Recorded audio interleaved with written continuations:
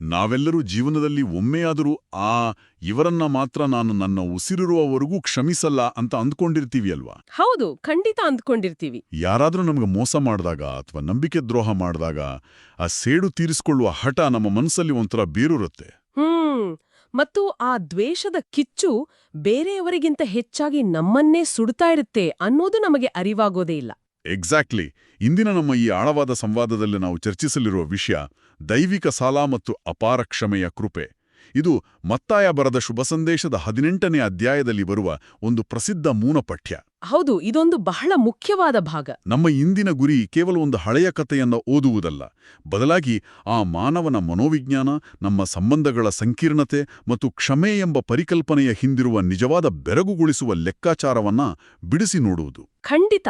ಈ ಮೂಲ ಸಾಮಗ್ರಿಯು ಮೇಲ್ನೋಟಕ್ಕೆ ಒಂದು ಸರಳವಾದ ನೀತಿಕಥೆಯಂತೆ ಕಂಡರೂ ವಾಸ್ತವದಲ್ಲಿ ಇದು ಮನುಷ್ಯನ ಮನಸ್ಸಿನ ಕರಾಳ ಮುಖ, ಅಹಂಕಾರ ಮತ್ತು ಕೃತಜ್ಞತೆಯ ಕೊರತೆಯ ಬಗ್ಗೆ ಒಂದು ಅತ್ಯಂತ ತೀಕ್ಷ್ಣವಾದ ವಿಶ್ಲೇಷಣೆಯಾಗಿದೆ. ಅಂದ್ರೆ ನಾವು ಕ್ಷಮಿಸಲು ಯಾಕೆ ಇಷ್ಟು ಒದ್ದಾಡ್ತೇವೆ ಅನ್ನೋದನ್ನ ಇದು ತೋರಿಸುತ್ತೆ.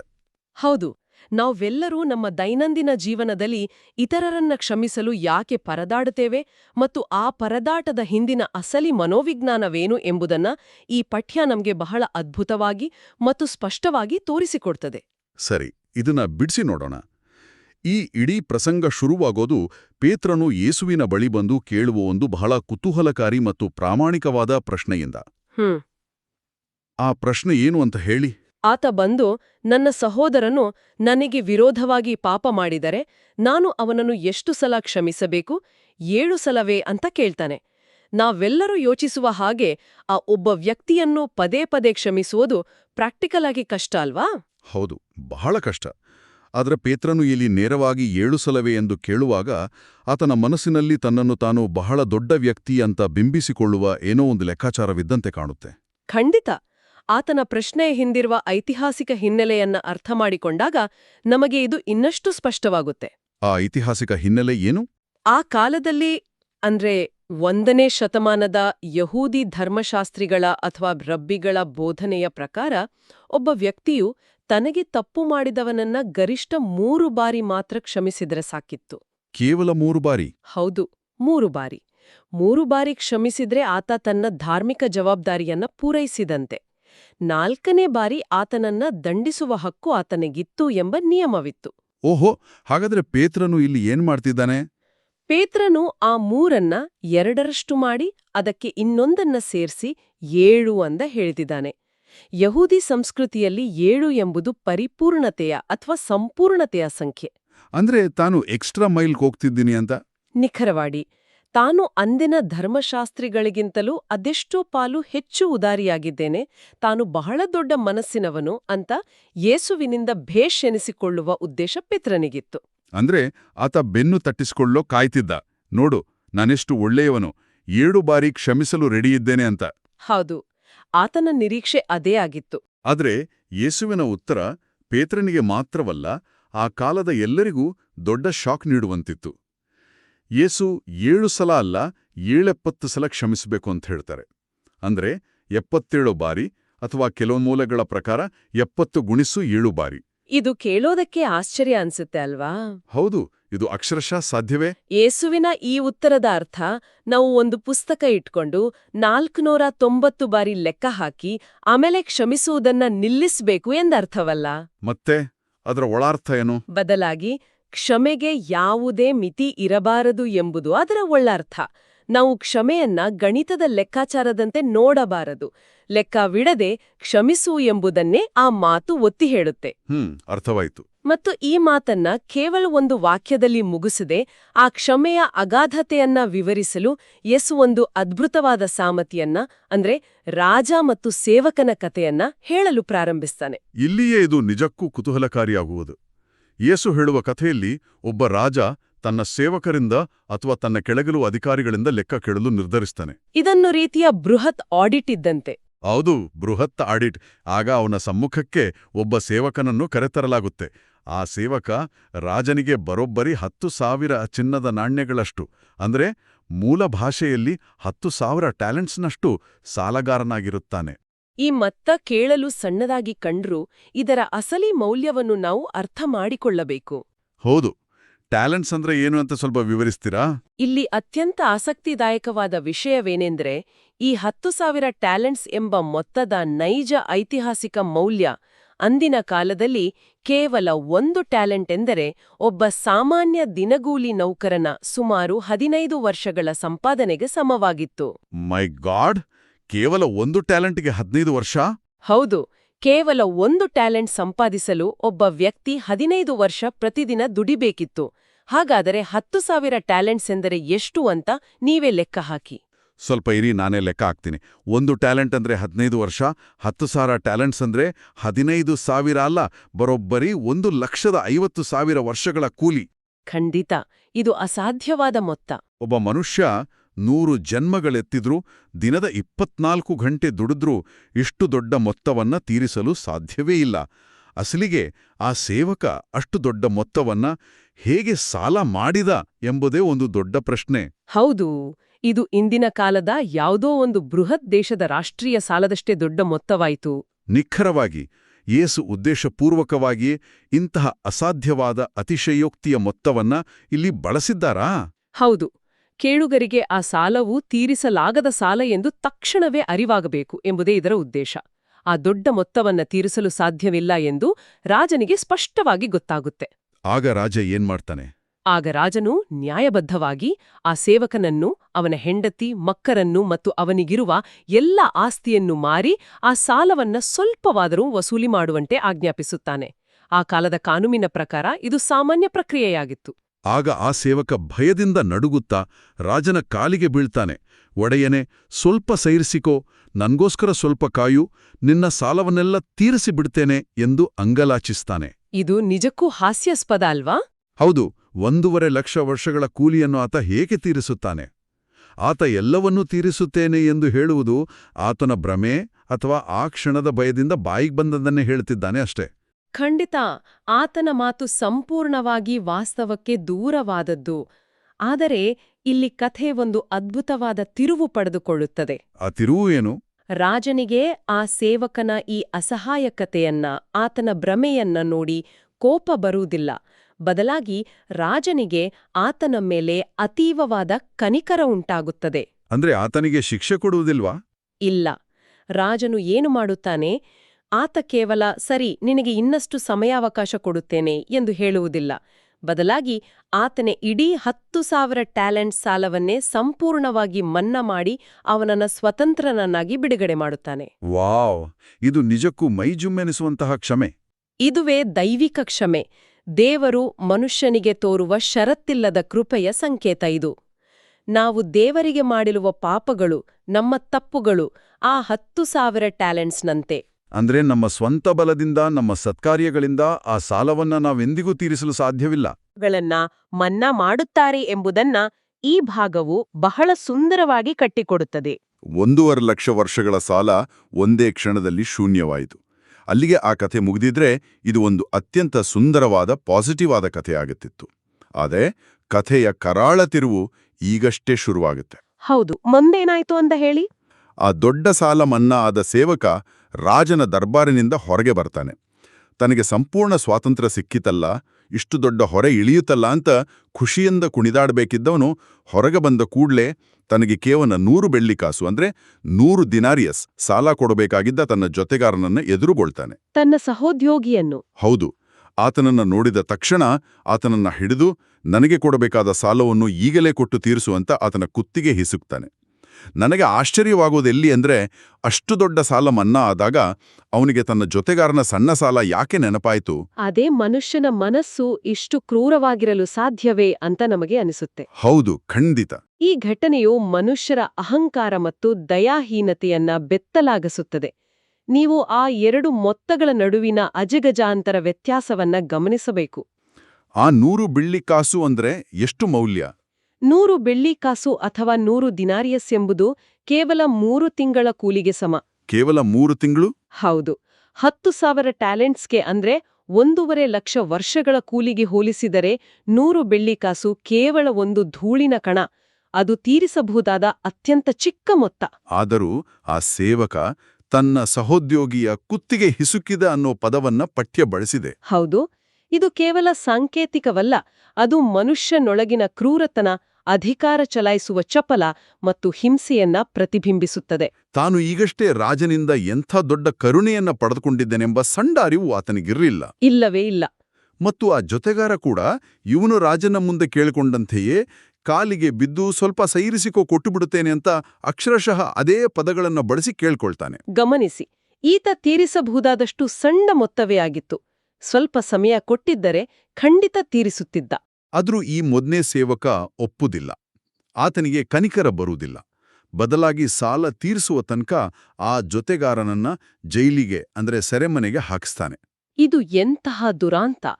ತಾನು ಅನುಭವಿಸಿದ ಕೃಪೆಯನ್ನೂ ಅವನು ಇನ್ನೊಬ್ಬರಿಗೆ ಹಂಚಿಲಿಲ್ಲ. ಹೌದು, ಇದುವೇ ಮಾನವ ಸ್ವಭಾವದ ಅತಿದೊಡ್ಡ ವಿಪರ್ಯಾಸ.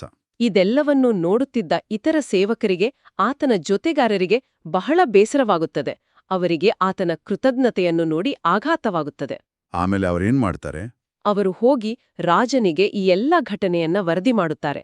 ಆಗ ರಾಜನಿಗೆ ವಿಪರೀತ ಸಿಟ್ಟು ಬರುತ್ತದೆ. ಆತನನ್ನು ಮತ್ತೆ ಕರೆಯಿಸಿ, ಏಲೋ ನೀಚ ಸೇವಕನೇ, ನೀನು ನನ್ನನ್ನು ಬೇಡಿಕೊಂಡಿದ್ದರಿಂದ ಆ ನಿನ್ನ ಇಡೀ ಸಾಲವನ್ನ ನಾನು ಮನ್ನಾ ಮಾಡಿದೆನಲ್ಲ. ರಾಜನ ಕೋಪ ನ್ಯಾಯಯುತವಾದದ್ದು. ಹೌದು, ನಾನು ನಿನಗೆ ದಯೆ ತೋರಿಸಿದಂತೆ ನೀನು ನಿನ್ನ ಜೊತೆಗಾರನಿಗೆ ದಯೆ ತೋರಿಸಬೇಕಿತ್ತು ಅಲ್ವಾ ಎಂದು ಪ್ರಶ್ನಿಸುತ್ತಾನೆ. ತಾನು ತೋರಿದ ದಯೆಯನ್ನ ಆತ ದುರುಪಯೋಗಪಡಿಸಿಕೊಂಡಿದ್ದಕ್ಕಾಗಿ ರಾಜನು ಆತನ ಮೇಲೆ ಕಠಿಣ ಶಿಕ್ಷೆಯನ್ನು ವಿಧಿಸ್ತಾನೆ. ಹೌದು, ಮತ್ತು ಆ ಮೊದಲಿನ 10,000 ಟ್ಯಾಲೆಂಟ್ ಸಾಲವನ್ನು ತೀರಿಸುವವರೆಗೂ ಅವನನ್ನು ಚಿತ್ರಹಿಂಸೆ ಕೊಡುವರ ಕೈಗೆ ಒಪ್ಪಿಸುತ್ತಾನೆ. ಇದು ಕಠಿಣವಾದ ಶಿಕ್ಷೆ. ಯೇಸು ಈ ಕಥೆಯನ್ನ ಮುಗಿಸ್ತಾ, ನಿಮ್ಮಲ್ಲಿ ಪ್ರತಿಯೊಬ್ಬನೂ ತನ್ನ ಸಹೋದರನನ್ನು ಮನಪೂರ್ವಕವಾಗಿ ಕ್ಷಮಿಸದಿದ್ದರೆ ಸ್ವರ್ಗದಲ್ಲಿರುವ ನನ್ನ ತಂದೆ ನಿಮಗೆ ಇದರಂತೆಯೇ ಮಾಡುವರು ಎಂದು ಬಹಳ ಕಠಿಣವಾದ ಎಚ್ಚರಿಕೆಯನ್ನ ನೀಡುತ್ತಾರೆ. ಹಾಗಾದ್ರೆ ಇವೆಲ್ಲದರ ಅರ್ಥವೇನು? ನಾವೆಲ್ಲರೂ ಈ ಮೂಲ ಪಠ್ಯವನ್ನ ಕೇಳಿದಾಗ ಕೇವಲ ಒಬ್ಬ ಕೆಟ್ಟ ಸೇವಕನ ಕಥೆ ಅಂತ ಸುಮ್ಮನಾಗಲು ಸಾಧ್ಯ ಇಲ್ಲ ಅಲ್ವಾ? ಖಂಡಿತ ಸಾಧ್ಯವಿಲ್ಲ. ಇದರ ಆಳಕ್ಕೆ ಇಳಿದರೆ ನಮ್ಮ ದೈನಂದಿನ ಜೀವನಕ್ಕೆ ಸಂಬಂಧಿಸಿದ ನಾವು ಕಲಿಯಲೇಬೇಕಾದ ವಿಶ್ಲೇಷಣಾತ್ಮಕ ಅಂಶಗಳು ಏನು? ಈ ಸಂಪೂರ್ಣ ಪಠ್ಯವನ್ನ ನಾವು 3 ಪ್ರಮುಖ ವಿಶ್ಲೇಷಣಾತ್ಮಕ ಆಯಾಮಗಳಲ್ಲಿ ನೋಡಬಹುದು. ಮೊದಲನೆಯದು ಕೃತಜ್ಞತೆಯ ಕೊರತೆ ಅಥವಾ ಆಧ್ಯಾತ್ಮಿಕ ಮರೆವು. ಅಂದ್ರೆ ಮರೆತು ಬಿಡೋದು. ಹೌದು, ಆ ಕ್ಷಮಿಸದ ಸೇವಕನ ಮೂಲ ತಪ್ಪು ಏನೆಂದರೆ ತನಗೆ ಸಿಕ್ಕಿದ ಅಗಾಧವಾದ ಕೃಪೆಯನ್ನ ಅವನು ಆ ಕ್ಷಣದಲ್ಲೇ ಮರೆತು ಬಿಟ್ಟಿದ್ದು. ತಾನು ಎಷ್ಟು ದೊಡ್ಡ ಸಾಲದಿಂದ, ಎಷ್ಟು ದೊಡ್ಡ ಶಿಕ್ಷೆಯಿಂದ ಪಾರಾಗಿದ್ದೇನೆ ಅನ್ನೋ ಅರಿವು ಅವನಲ್ಲಿ ಉಳಿಯಲಿಲ್ಲ. ನಾವು ಕೂಡ ಅನೇಕ ಬಾರಿ ಹೀಗೇ ಮಾಡ್ತೇವೆ. ನಮಗೆ ಇತರರಿಂದ ಅಥವಾ ದೇವ್ರಿಂದ ಸಿಕ್ಕಿರುವ ಕ್ಷಮೆಯನ್ನ, ಸಹಾಯವನ್ನ ಮರೆತು ಬಿಡ್ತೇವೆ. ಆದರೆ ಬೇರೆಯವರು ನಮಗೆ ಮಾಡಿದ ಸಣ್ಣ ತಪ್ಪುಗಳನ್ನ ಮಾತ್ರ ಭೂತಗಣ್ಣಡಿ ಇಟ್ಟು ನೋಡ್ತೇವೆ. ಹೌದು, ನಾವು ಪಡೆದುಕೊಂಡಿರುವುದು ಅಗಾಧವಾದ ಕೃಪೆ ಎಂದು ಪ್ರತಿದಿನ ಅರಿತುಕೊಳ್ಳುವ ವ್ಯಕ್ತಿ ಮಾತ್ರ ಇತರರನ್ನು ಸುಲಭವಾಗಿ ಕ್ಷಮಿಸಲೂ ಸಾಧ್ಯ. ಅದು ನಿಜ. ನಮಗೆ ಯಾರಾದರೂ ಸಹಾಯ ಮಾಡಿದ್ರೆ ಅದು ನಮಗೆ ಸಿಗಲೇಬೇಕಾದ ಹಕ್ಕು ಅಂದುಕೊಳ್ತೇವೆ. ಆದರೆ ಬೇರೆಯವರು ತಪ್ಪು ಮಾಡಿದರೆ ಮಾತ್ರ ನ್ಯಾಯಾಧೀಶರಾಗಲು ಹೋಗ್ತೇವೆ. ಎರಡನೇ ಅಂಶ ಏನು ಅಂತ ಹೇಳ್ತಿಲ್ಲ? ಎರಡನೇ ಅಂಶವನ್ನ ನಾನು ಸರಪಳಿ ಕ್ರಿಯೆ ಅಥವಾ ಚೈನ್ ರಿಯಾಕ್ಷನ್ ಅಂತ ಕರೆಯಲು ಇಷ್ಟಪಡ್ತೀನಿ. ಅಂದ್ರೆ ಕ್ಷಮೆ ಅನ್ನೋದು ಕೇವಲ ಒಂದು ಬ್ಯಾಂಕ್ ಟ್ರಾನ್ಸಾಕ್ಷನ್ ಅಲ್ಲ, ಅದೊಂದು ನಿರಂತರವಾಗಿ ಹರಿಯಬೇಕಾದ ಪ್ರಕ್ರಿಯೆ ಅಲ್ವಾ? ಬಹಳ ಅದ್ಭುತವಾಗಿ ಹೇಳಿದಿರಿ. ಹೌದು, ಕ್ಷಮೆ ಎಂಬುದು ಒಂದು ನದಿಯೋ ಹಾಗೆ, ಅದು ಹರಿಯುತ್ತಲೇ ಇರಬೇಕು. ನಾವು ದೇವರಿಂದಾಗಲಿ ಇತರರಿಂದಾಗಲಿ ಕ್ಷಮೆಯನ್ನು ಪಡೆದಾಗ ನಾವು ಆ ಕ್ಷಮೆಯ ಸರಪಳಿಯ ಒಂದು ಭಾಗವಾಗುತ್ತೇವೆ. ಮತ್ತು ಆ ಉಡುಗೊರೆಯನ್ನು ನಾವು ಇತರರಿಗೆ ವರ್ಗಾಯಿಸುವುದು ನಮ್ಮ ಜವಾಬ್ದಾರಿ. ಆದರೆ ನಾವೇನಾದ್ರೂ ಆ ನದಿಗೆ ಅಣೆಕಟ್ಟು ಕಟ್ಟಿ ಆ ಸರಪಳಿಯನ್ನು ತುಂಡರಿಸಿದರೆ ಏನಾಗುತ್ತೆ? ಆ ನೀರು ನಿಂತು ಕೊಳೆಯಲು ಶುರುವಾಗುತ್ತೆ. ಎಕ್ಸಾಕ್ಟ್ಲಿ. ನಾವು ಇತರರನ್ನ ಕ್ಷಮಿಸದೆ ಹೋದಾಗ ನಾವು ಪಡೆದ ಕ್ಷಮೆಯೂ ನಮಗೆ ದಕ್ಕುವುದಿಲ್ಲ ಎಂಬ ಕಠಿಣವಾದ ಸತ್ಯವನ್ನ ಈ ಕಥೆ ವಿಶ್ಲೇಷಿಸುತ್ತದೆ. ನಾವು ಪ್ರೀತಿಯನ್ನ, ಕ್ಷಮೆಯನ್ನ ಹರಿಯಬಿಡಬೇಕು ಹೊರತು ನಮ್ಮಲ್ಲಿಯೇ ತಡೆದು ನಿಲ್ಲಿಸಿ ದ್ವೇಷವಾಗಿ ಪರಿವರ್ತಿಸಿಕೊಳ್ಳಬಾರದು. ಇದು ನಮ್ಮ ದೈನಂದಿನ ಜೀವನಕ್ಕೆ ಹೇಗೆ ಅನ್ವಯವಾಗುತ್ತೆ? ಇದು ನಮ್ಮ ಕಚೇರಿಯ ವಾತಾವರಣಕ್ಕೋ ಅಥವಾ ಕುಟುಂಬಕ್ಕೋ ಎಷ್ಟು ನಿಖರವಾಗಿ ಅನ್ವಯವಾಗುತ್ತೆ ನೋಡಿ. ನಮ್ಮ ಬಾಸ್ ನಮ್ಮ ಯಾವುದೋ ಒಂದು ದೊಡ್ಡ ತಪ್ಪನ್ನ ಕ್ಷಮಿಸಿರುತ್ತಾರೆ, ನಾವು ನಿಟ್ಟುಸಿರು ಬಿಡುತ್ತೇವೆ. ಹೌದು. ಆದರೆ ಅದೇ ದಿನ ನಮ್ಮ ಕೆಳಗಿರುವ ಜೂನಿಯರ್ ಒಂದು ಸಣ್ಣ ತಪ್ಪು ಮಾಡಿದರೆ ನಾವು ಇಡೀ ಆಫೀಸ್ ತಲೆ ಮೇಲೆ ಎತ್ಕೊಳ್ತೇವೆ. ನಮ್ಮ ಸಹನೆ ಕಣ್ಮರೆಯಾಗಿರುತ್ತೆ. ಇದು ತುಂಬಾ ಸಾಮಾನ್ಯವಾದ ಘಟನೆ. ಇನ್ನು ಮೂರನೇ ಅಂಶದ ಬಗ್ಗೆ ಮಾತನಾಡುವುದಾದರೆ ಅದು ಮನಃಪೂರ್ವಕ ಕ್ಷಮೆ ಯೇಸು ಕೇವಲ ತುಟಿಯ ಮಾತಿನ ಕ್ಷಮೆಯನ್ನು ಬಯಸುವುದಿಲ್ಲ ಅಲ್ವಾ? ಇಲ್ಲ. ನಾವು ಅನೇಕ ಬಾರಿ ಸರಿಬಿಡು ನಿನ್ನನ್ನ ಕ್ಷಮಿಸಿದ್ದೇನೆ ಅಂತ ಬಾಯಲ್ಲಿ ಹೇಳ್ತೀವಿ, ಆದ್ರೆ ಮನಸ್ಸಿನ ಮೂಲೆಯಲ್ಲಿ ಆ ದ್ವೇಷವನ್ನ, ಆ ಸೇಡಿನ ಕಿಡಿಯನ್ನ ಜೀವಂತವಾಗಿಟ್ಕೊಂಡಿರ್ತೇವೆ. ಪದೇ ಪದೇ ಹಳೆಯದನ್ನ ಕೆದಕ್ತೇವೆ. ಹೌದು. ಹೃದಯದ ಆಳದಿಂದ ಕ್ಷಮಿಸುವುದು ಎಂದರೆ ಆ ವ್ಯಕ್ತಿಯ ಮೇಲಿನ ನಮ್ಮ ಸೇಡಿನ ಹಕ್ಕನ್ನು ಸಂಪೂರ್ಣವಾಗಿ ಬಿಟ್ಟುಕೊಡುವುದು. ಸಂಪೂರ್ಣವಾಗಿ ಬಿಟ್ಟುಕೊಳ್ಳುವುದು ಅಂದ್ರೆ ಸುಲಭವಲ್ಲ. ಇದನ್ನ ನಾವು ವಿಶಾಲ ದೃಷ್ಟಿಕೋನದಿಂದ ನೋಡಿದ್ರೆ ಈ ಪ್ರಾಚೀನ ಕತೆ ಇಂದಿನ ನಮ್ಮ ಬದುಕಿಗೂ ನಮ್ಮ ಮಾನಸಿಕ ಸ್ವಾಸ್ಥ್ಯಕ್ಕೂ ಎಷ್ಟು ಹತ್ತಿರವಾಗಿದೆ ಅಂತ ಅರಿವಾಗುತ್ತೆ. ಹೇಗೆ ಅಂತ ವಿವರಿಸ್ತೀರಾ? ಈ ಮೂಲ ಪಠ್ಯದ ಹಿನ್ನೆಲೆಯಲ್ಲಿ ನಾವೊಂದು ಪ್ರಮುಖವಾದ ದೇವ ಪ್ರಾರ್ಥನೆಯನ್ನ ನೆನಪಿಸ್ಕೊಳ್ಬೋದು. ಕ್ರೈಸ್ತರು ಪ್ರತಿದಿನ ಮಾಡುವ ಪ್ರಾರ್ಥನೆಯಲ್ಲಿ ಒಂದು ಸಾಲಿದೆ: ನಮಗೆ ಅಪರಾಧ ಮಾಡಿದವರನ್ನ ನಾವು ಕ್ಷಮಿಸುವ ಪ್ರಕಾರ ನಮ್ಮ ಅಪರಾಧಗಳನ್ನು ಕ್ಷಮಿಸು ಅಂತ. ಓ, ಅದನ್ನ ಯೋಚಿಸಿದ್ರೆ ನಿಜಕ್ಕೂ ಭಯವಾಗುತ್ತೆ. ಯಾಕೆ ಅಂತ ಹೇಳಿ. ಅಂದ್ರೆ ನಮ್ಮನ್ನೇ ನಾವು ಒಂದು ಅಪಾಯಕಾರಿ ಕರಾರಿಗೆ ಒಳಪಡಿಸ್ಕೊಳ್ತಿದ್ದೇವೆ ಎಂದರ್ಥ. ದೇವರೇ, ನಾನು ನನ್ನ ನೆರೆಯವರನ್ನ ಹೇಗೆ ನಡೆಸ್ಕೊಳ್ತೇನೋ, ಹೇಗೆ ಕ್ಷಮಿಸ್ತೇನೋ ಅಷ್ಟೇ ಪ್ರಮಾಣದಲ್ಲಿ ನನ್ನನ್ನು ಕ್ಷಮಿಸು ಅಂತ ನಾವೇ ಕೇಳ್ಕೊಳ್ತಿದ್ದೇವೆ. ಹೌದು. ನಾನು ನನ್ನ ಸಹೋದರನನ್ನ ಕ್ಷಮಿಸದಿದ್ದರೆ, ದೇವರೇ ನೀನು ನನ್ನನ್ನ ಕ್ಷಮಿಸಬೇಡ ಅಂತ ನಾವೇ ಹೇಳಿದಂತೆ ಆಯ್ತು. ಖಂಡಿತ. ಈ ರಾಜ ಮತ್ತು ಸೇವಕನ ಕಥೆಯು ಆ ಪ್ರಾರ್ಥನೆಯ ಜೀವಂತ ಉದಾಹರಣೆಯಾಗಿದೆ. ನಾವೆಲ್ಲರೂ ನಮ್ಮ ದೈನಂದಿನ ಜೀವನದಲ್ಲಿ ಈ ಕ್ಷಮೆಯ ಗಣಿತದಲ್ಲಿ ಸಿಲುಕಿಕೊಂಡಿದ್ದೇವೆ. ಪೇತ್ರನ್ ಹಾಗೆ ನಾವು ಕೂಡ ಲೆಕ್ಕ ಇಡ್ತೇವೆ. ಹೌದು.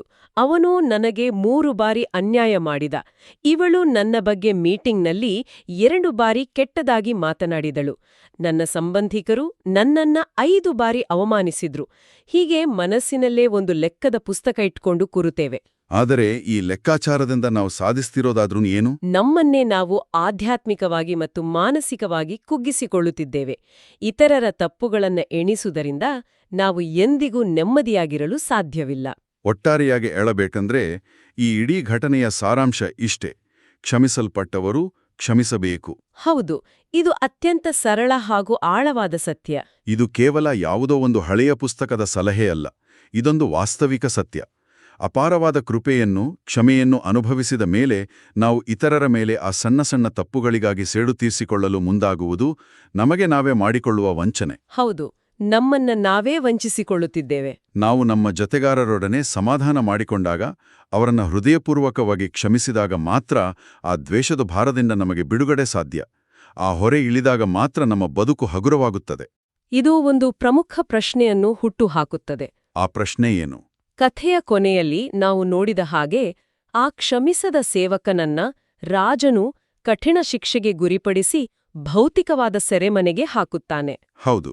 ಆದರೆ ಇಂದಿನ ನಮ್ಮ ಬದುಕಿಗೆ ಅನ್ವಯಿಸಿ ನಾವು ಸ್ವಲ್ಪ ಆಳವಾಗಿ ಯೋಚಿಸಿದರೆ ಒಂದು ಅಚ್ಚರಿಯ ಸತ್ಯ ಹೊರಬರುತ್ತದೆ. ಏನದು ಸತ್ಯ?